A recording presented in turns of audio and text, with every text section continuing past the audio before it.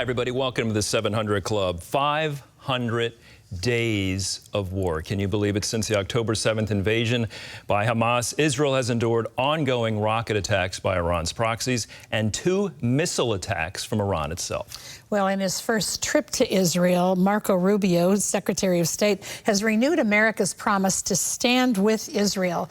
And he's calling for an end to Hamas and also targeting Iran as the main culprit, which seems to be as it should be. Chris Mitchell reports.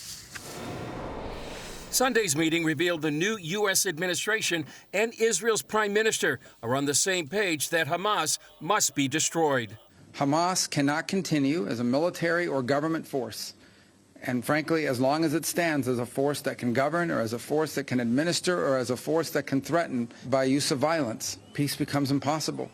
They must be eliminated. It must be eradicated.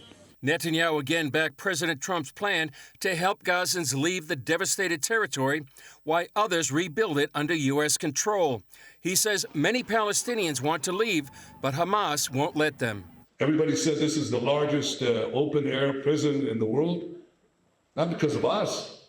We tried to get the population to leave, to get them out of harm's way, and Hamas, with rifles, with gunfire, tried to prevent them from leaving. Netanyahu also said he and the Trump administration see eye to eye on the threat from Iran.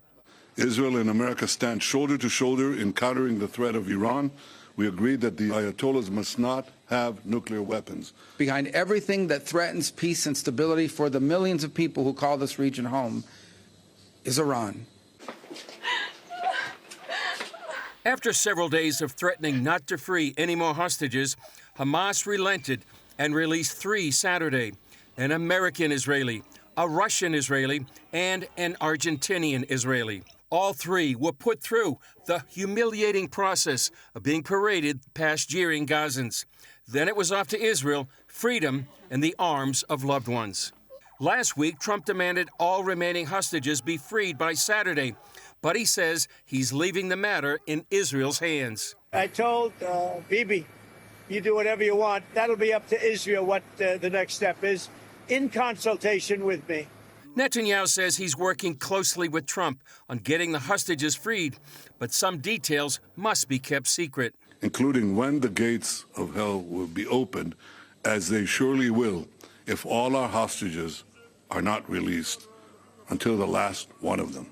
There is absolutely no way that the Trump administration will not see this through. Now negotiating teams begin laying the groundwork for Phase 2 of the ceasefire. Monday marks 500 days since October 7th. Today, the Jerusalem Post published this banner headline with 500 days and a yellow ribbon with the names of all the hostages taken by Hamas on that fateful day. The prayer and hope for all of Israel continues to be that all of the hostages will come home. Chris Mitchell, CBN News, Jerusalem.